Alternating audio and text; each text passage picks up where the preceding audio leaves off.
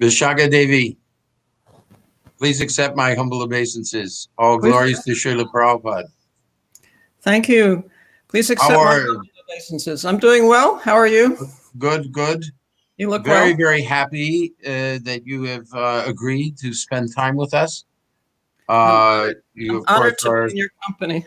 well. You know, we have this series. We had 3 sessions the day before Srila Prabhupada's Disappearance Day, 3 sessions during his actual day, and now 3 sessions afterwards. And we've been learning an awful lot about Srila Prabhupada's position as the Siksha Guru. I might say also the SPT is also spending a little bit of time, in fact, a fair amount of time, trying to educate devotees on this terrible disease, COVID-19. And so we just like to just have a short message on that before we begin, which is wear a mask, keep social distancing, wash your hands, and be very, very careful. We've done a little bit of a tally where we've tried to keep track of how many devotees have caught this disease, and then some, you know, unfortunately, some have even died. Preliminary estimates are that the devotional community is suffering 5 times greater than the population in general, in terms of percentage. Goodness. Yeah, some of our locations, they've had 90, 100. Some locations have even had 200 or 300 devotees over time catch this terrible disease. And I might add that the approximately 1/3 of the people that get this disease end up with long-term, they call them long haulers. They come up with long-term problems in their health. But we're here to explore with you the position that Srila Prabhupada has as our founder acharya, as our preeminent Siksha Guru. And I think that we should, but kind of start out, you're a famous devotee, but there may be a few people that don't know you so well. If you could just give us a little bit of your background, and then I think you've recently accepted some significant service in the society, and tell us a little bit about that too, and then we'll get to Srila Prabhupada's preeminent position. Tell us a little bit about yourself. Okay. Well, let me begin by thanking you and your team for creating these shows to inform and educate the devotees and inspire. We're very grateful. It's very visionary of you. We've had a wonderful time doing it. Yeah. I feel like a firefly in the midst of so many luminaries, so I'm very honored to be here in your company. But I was a student of photography in college, and I met a friend in college who was also studying photography, who decided to do his master's thesis on the Hare Krishna people. This is in 1970. And so he went to India with the first group of devotees and Srila Prabhupada and photographed them there. And from India, he wrote to me and invited me to join him. And that friend became my husband, Yadubara Prabhu. So I met Prabhupada in India. And by his instruction, I went to Vrindavan with Yadubara. And I had been an atheist growing up. Both my parents were atheists. But under the influence of Srila Prabhupada and by the potency of Vrindavan Dham, I became a theist gradually. And then I became initiated, and we started using our photographic abilities and propensities in Prabhupada's service. As his photographer, my husband was the filmmaker. Then we added sound to it. We made films of Prabhupada during his stay with us, and we gradually developed those films.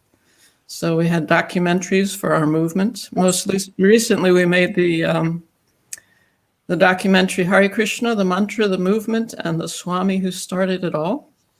Big, very successful, yes. Tremendously successful. Yeah, it played in 38 countries, and now it's in 24 languages with subtitles or sometimes dubbing. And my husband still promotes that very actively, and people are truly transformed by that film. Hmm. By being introduced to Srila Prabhupada, seeing his caliber, his integrity. And I think at this point you can see that for free, yes? You could for a while, and now it's no longer available, but it is on Amazon. If you're a Okay. member of Amazon Prime, you can see it for free, yes. Okay. Or you Good. can rent it or purchase it also on Amazon. So, Good. yes. Well, thank you for that. During these different interview events that we've covered numerous angles of vision on Srila Prabhupada as the preeminent Siksha Guru. I'm thinking maybe if you could just kind of concentrate, generally speaking, on what does it mean to be a follower of Srila Prabhupada? And if that could be possibly the overarching theme of what you're going to tell us, relationship to your realizations, I think that would be real good. Be very helpful and kind of fit nicely into what the other devotees have also spoken about. If we take that primary theme, it's kind of like, okay, what are some of the activities? What are some of the attitudes and moods that we should, be manifesting if we're wishing to be a follower of Srila Prabhupada? Thank you. It's a beautiful, beautiful meditation, really. And certainly the first and foremost thing is to follow Prabhupada's instructions. He says in his Bhagavatam, the spiritual master lives forever by his divine instructions, and the follower lives with him. So we have the very basics of human civilization, the 4 rules and regulations that we vow to follow at the time of initiation. And, that's a very solid beginning. And of course, the positive aspect is chanting. But then in addition to that, if we look at Prabhupada's own life and his own habits, we can learn so much, we can benefit so much. I was just reading in the very first canto of the Bhagavatam, the first chapter, and Prabhupada writes that irregular habits sap the very vitality of human energy. Such a powerful statement. And we look at Prabhupada, we see how regulated he was. It was very integral to his life. I think that's a very valuable lesson for us. We can turn it into something positive, that regular habits give us energy in our life. Prabhupada did so much in such a short time because he was regulated. On his departure bed, Jayadvaita Swami was saying how much he did in terms of translating. And Prabhupada responded with something that was almost like a Zen koan. He said, "A little water wets the stone." So every day he would be there translating, every day, and it became a library for us, a library. So similarly, we should have our time, our sacred time for chanting, our sacred time for reading his books, our time for exercise. Prabhupada got exercise daily. If we don't have good health. Hang on 1 second. We got some interference here. Go, just mute yourself real quick, okay? And now let's come back and let's see if it's still there. Okay, good. It went away. Good. Sorry. There was a little vibration there. I have a follow-up question on this. We have these 4 rules and regulations, and these. Oh no! Are you hearing that? Okay, coming back and forth.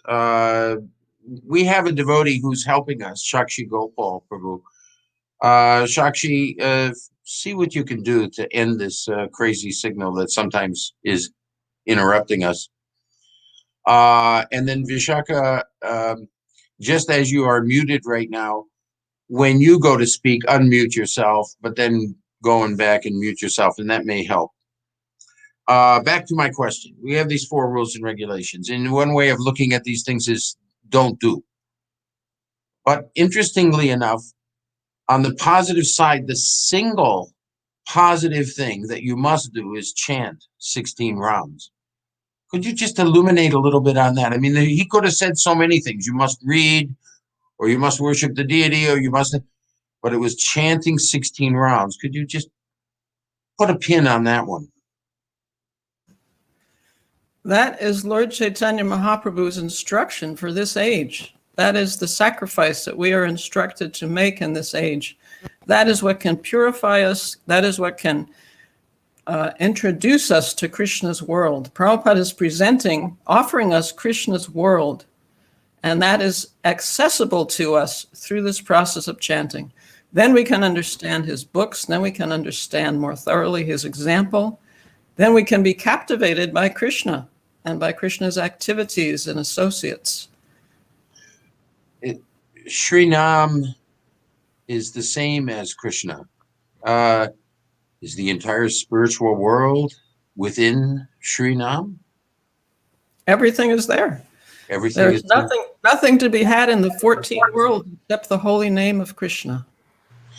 Is our identity within Srinam? We can realize our identity as spiritual beings through chanting without offenses. Okay, going back to what do we have to do to be a follower? What's the mood of approaching Srila Prabhupada, and what's the heartfelt feelings that we should have to properly approach Srila Prabhupada in his role as being our preeminent Siksha Guru? I think that, we're in this world because we're forgetful. We've forgotten who we are. We've forgotten who Krishna is. We've forgotten our relationship with Krishna. Forgetfulness is part of our conditioning, a very serious part.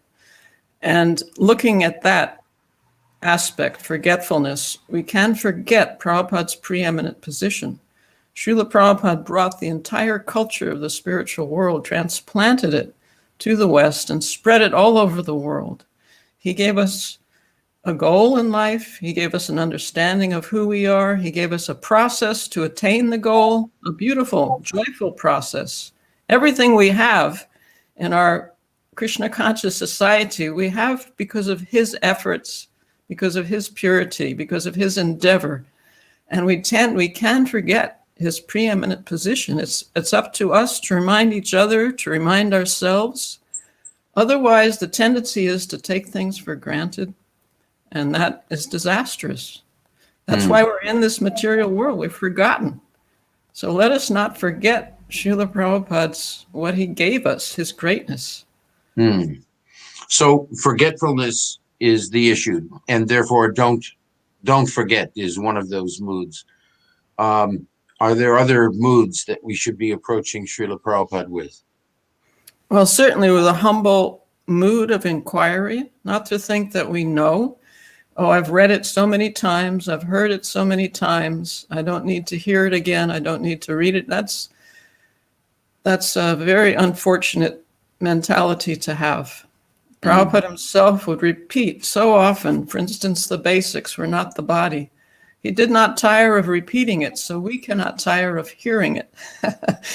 That's part of our business as students of Srila Prabhupada, to patiently hear, to try to absorb so that we can in turn realize what we're hearing and then give it to others. Is wanting to hear more something that we can develop? In the earlier part, you talked about habits, and is there can we actually cultivate that inquisitiveness that we wish to learn more? I think definitely, especially in good association, by asking questions that are provocative, by hearing other people's realizations, then we can have new lights on the information that we're hearing. And it's very enlivening. And very often it can be transported practically into our lives so that we benefit from it in every aspect of our lives.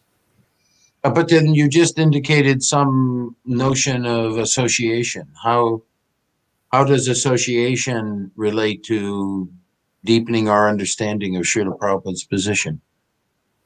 Well, certainly this is something we can discuss amongst ourselves. Just yesterday we had the beautiful ceremony honoring Srila Prabhupada's departure. And here in England, we heard from 17 of his followers. Now, these are people that have been serving him for 40 plus years, each one of them. And so each one came with beautiful realizations of gratitude, understandings of this terrible situation we're in the material world, and how much we need this process and need each other. So this churns this ocean that Prabhupada has given us, and we can all benefit from that. Tell us more about that event. This is at Bhaktivedanta Manor? Yeah, it was an online event. We inquired from all the disciples who was available to speak, and we organized this 2-hour Zoom call. We went from one Prabhupada disciple to another.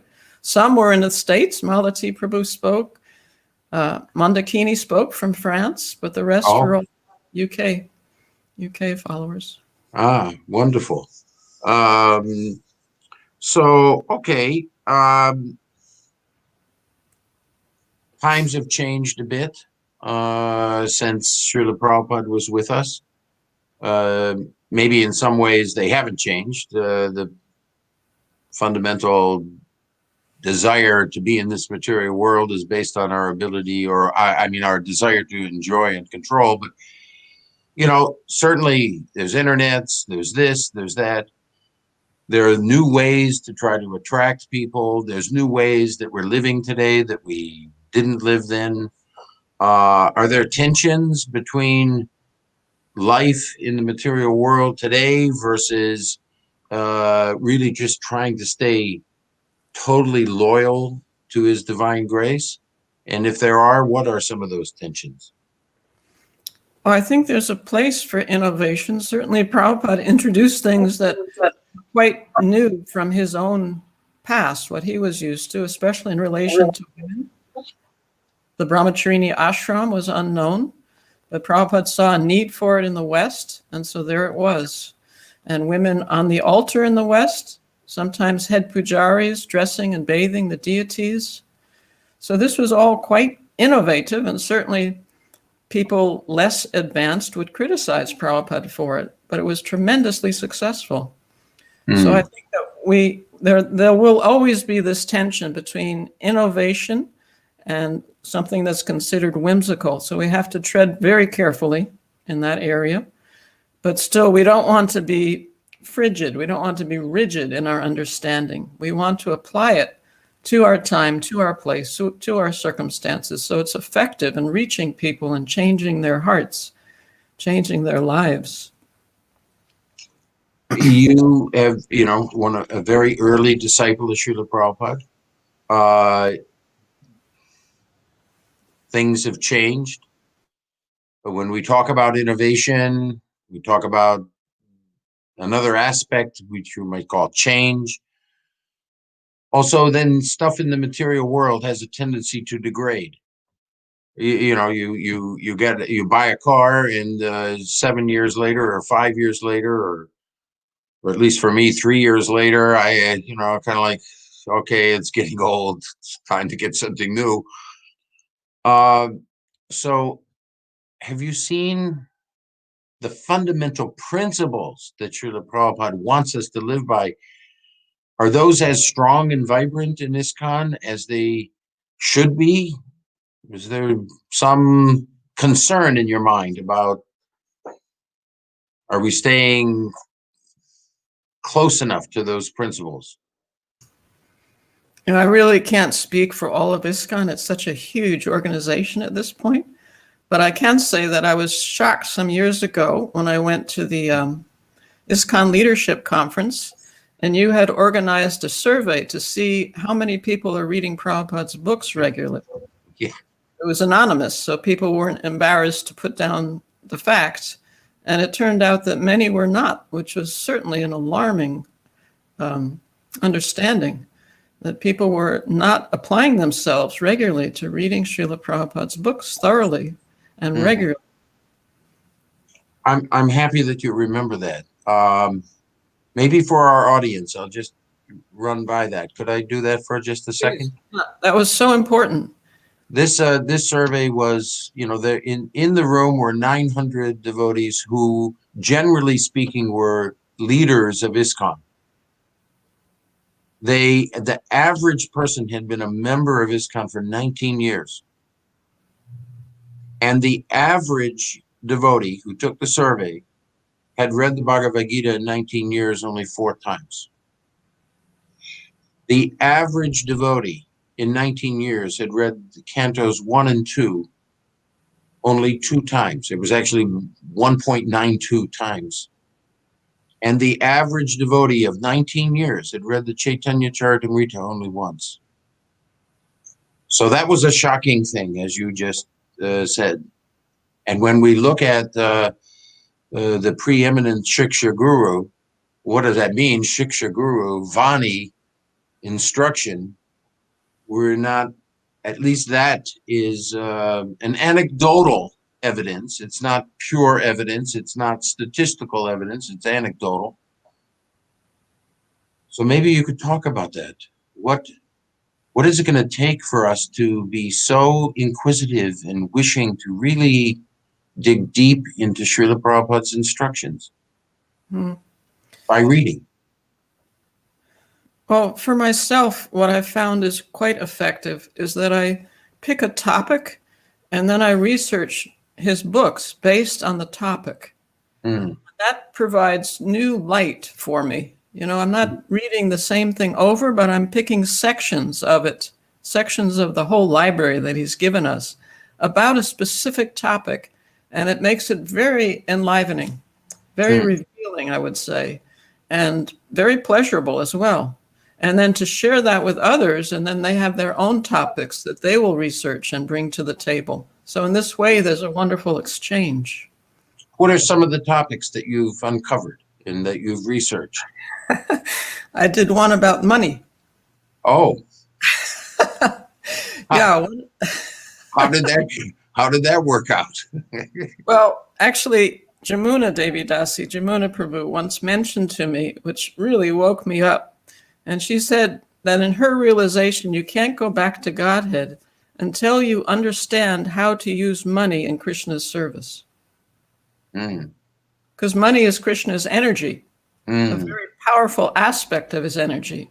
And if we can't use that, which is something that we're obliged to use daily in his service, then we're misusing his energy, which makes us unqualified to be in his association. So that was really a wake-up for me. So based on that statement of hers, I did a research, quite an extensive research, I would say, about money from Prabhupada's books exclusively, Srimad Bhagavatam, Chaitanya Charit, all the books. And then I wrote a little article about it. It was very helpful for me. It's not, you can't balance your checkbook based on the article, but you can understand a little bit about how a devotee relates to money. So that's just one example, but there are unlimited topics to pick and research and mine for all these gems to help us in Krishna consciousness. Maybe I need some help in that money area. Could you send that to me? Yeah, sure. It was in BTG, but I can send it to you for sure. I'd appreciate that. Okay, so what?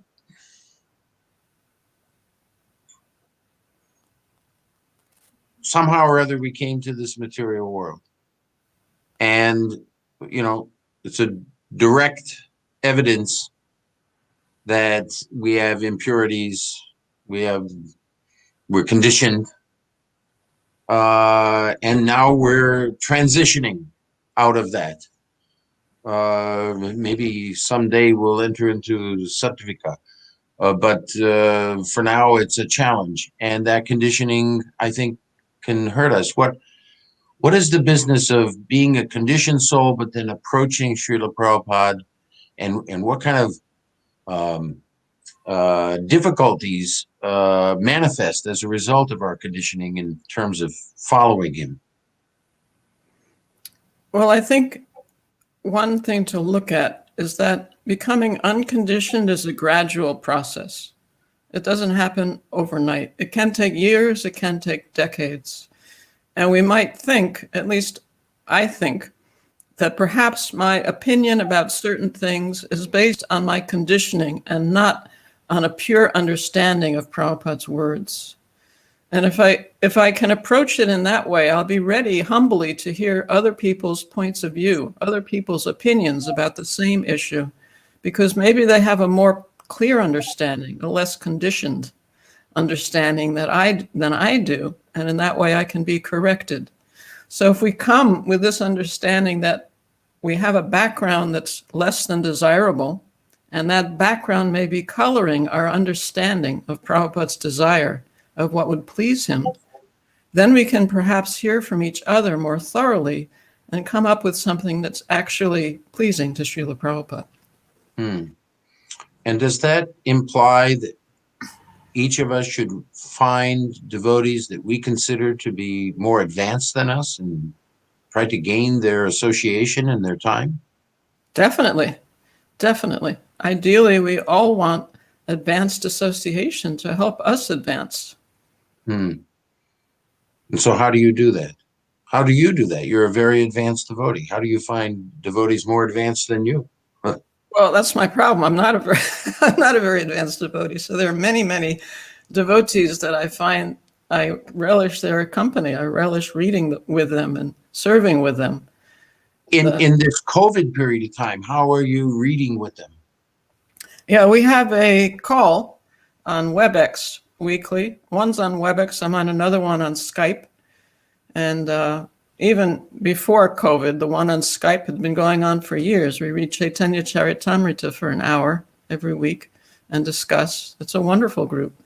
The other one was meeting physically, but then with COVID, we started meeting on this WebEx business. And also a wonderful group. We really churn what we're reading and delve into it, and people speak from their own realizations. How many devotees are part of that? Is this something to do with Kaishori? Yes, Kaishori does the Skype one on okay. Yeah, Dina Tarani Prabhu is part of that. Malati, Rukmini. It's wonderful. There's 25 are allowed on Skype in a group. Not all 25 come each week, probably half. But it's been going on for years. Is this just ladies? Just ladies, thank you very much. Nothing personal. Aren't we all female? I don't. We are. I've been working my life long trying to realize I'm not a man. Can I join? Well, you're not a man or a woman, but you are in a man's body. I see. Okay. Well, let's. I guess I can't join. I have to spend more time with men, I guess. So let's talk about association a little bit more. Tell us what you have found to be the important and essential elements of associating more, particularly on subjects of following Srila Prabhupada, being loyal to Srila Prabhupada. Tell us about this association. Well, I had the good fortune of having the association of Jamuna and Dina Tarani Prabhus when they were working on the cookbook, Lord Krishna's Cuisine. And that was, when I think of association in relation to your question, that was truly transformative because they were so absorbed, both of them were so absorbed in Prabhupada's instructions and trying to understand his mood in capturing his desires.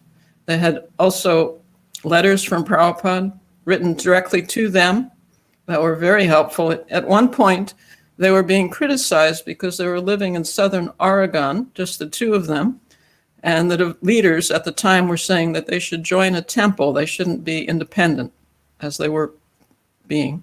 So they wrote to Prabhupada. They were willing to do that if he instructed them, and he wrote back. He said, association can be 2 or 200, but it must be compatible.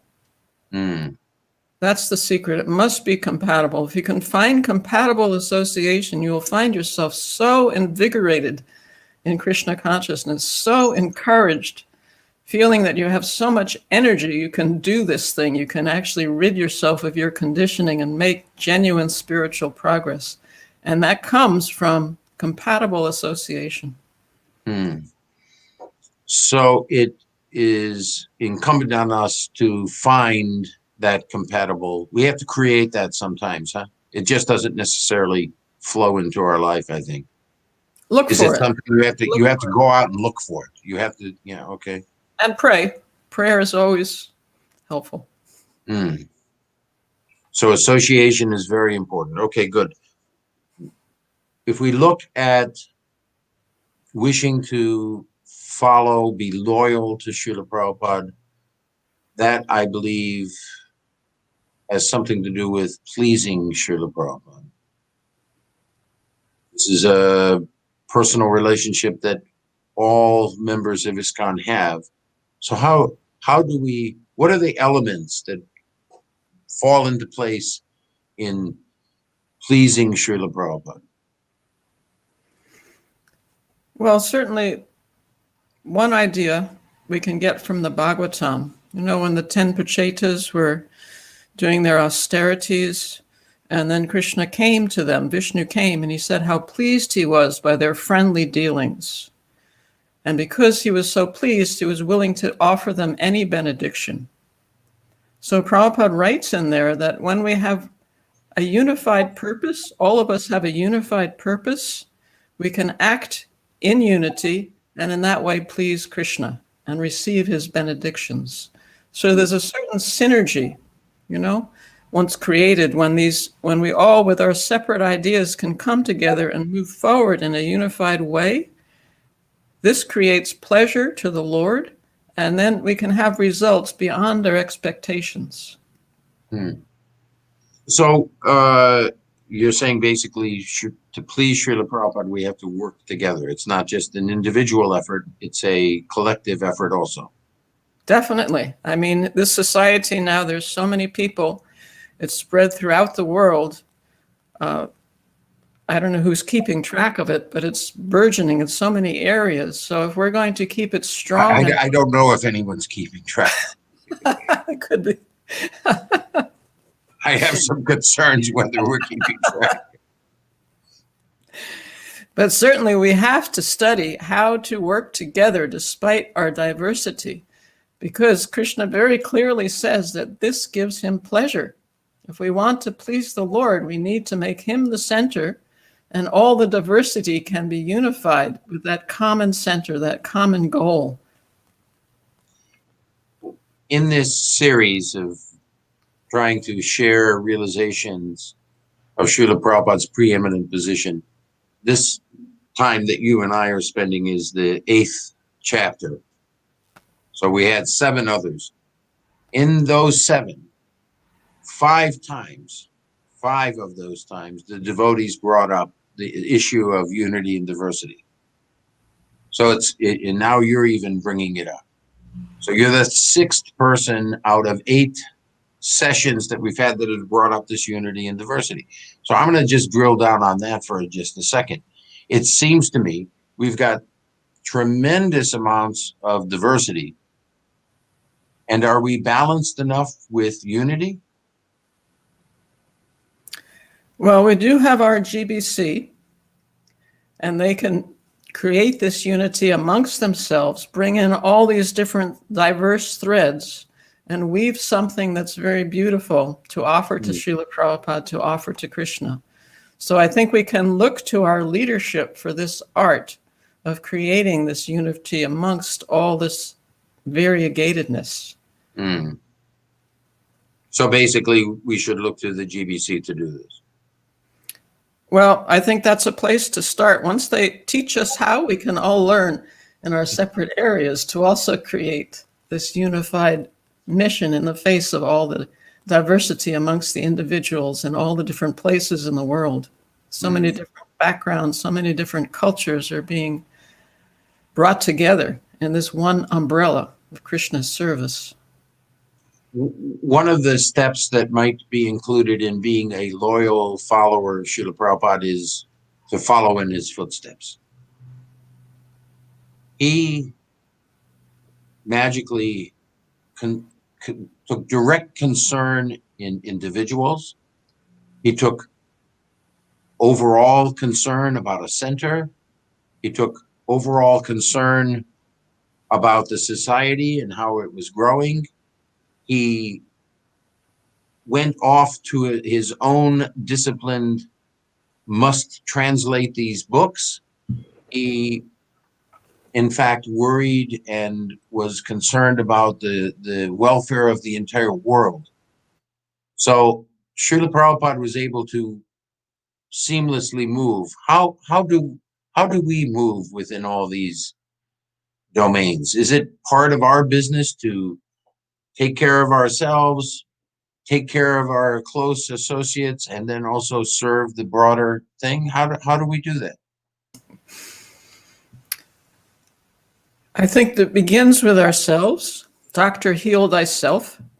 So that means that each and every one of us has to, without fail, follow the regular principles, chant, read, have a regulated life so that we can become strong spiritually.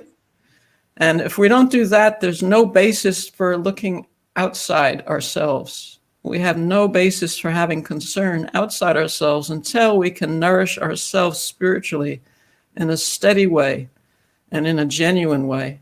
And once we do that, certainly we can have concern for the devotees, we can have concern for Srila Prabhupada's movement, and we can have concern for the wider society that we can help. We have so much to offer the wider society, unlimited. I mean, they're just bathed in ignorance. Bathed in ignorance. So Prabhupada has, and by his grace, he's given us a way to actually improve society in general. But until we can first improve our own lives in a steady way, in a genuine way, there's no basis for improving anything else. Okay, I can accept that instruction. We're getting close to the end of our time. We have a few more minutes left. Let's just go back to the begin point. What does it take to become a sincere, loyal follower of His Divine Grace, particularly as the Siksha Guru, the preeminent Siksha Guru of all of ISKCON for all of time? We've talked about a lot of different things. How would you like to end our time together? What would you like to say before we depart? Well, I could say that last Friday, November 13th, we had the terrible loss of Krishnanandini Devi Dasi. And although I was aware for about 3 years that she was seriously ill, I was very affected by losing her in this world. She was really a beacon of light, a beacon of hope. And I think that when we find devotees like that, it's incumbent upon us to hear from them, to be lit up by their light, to facilitate them in whatever ways we can. They're really the strength of our movement. They really are carrying forward. She was so full of life. She was so encouraging, Krishnanandini. She really absorbed herself in Prabhupada's books and was eager to explain those books to others and live the books. So when we find somebody of that caliber, we should do everything we can to facilitate them and to try to be lit up by them, and even in a small way, so we can in turn light up other people. So we go back then to the issue of association and the fundamental principle that we need that association. We have to go out and seek it. And Seems to be for one of the, and pray for it, which is the third time that you've said that. So I think myself, and I'm sure our audience is catching that important aspect. Very good. I'm thrilled with our discussion. I really appreciate your valuable time. It's interesting that each one of the devotees that we asked to speak on this is given a particular different angle. Nobody spoke the same, and so you did not either. You have your own angle. It's just wonderful. It's diversity. Yeah, diversity with all the unity. One topic. Srila Prabhupada, our preeminent Siksha Guru. So thank you so much. All glories to Srila Prabhupada. Hare Krishna. All glories to your service. Jai.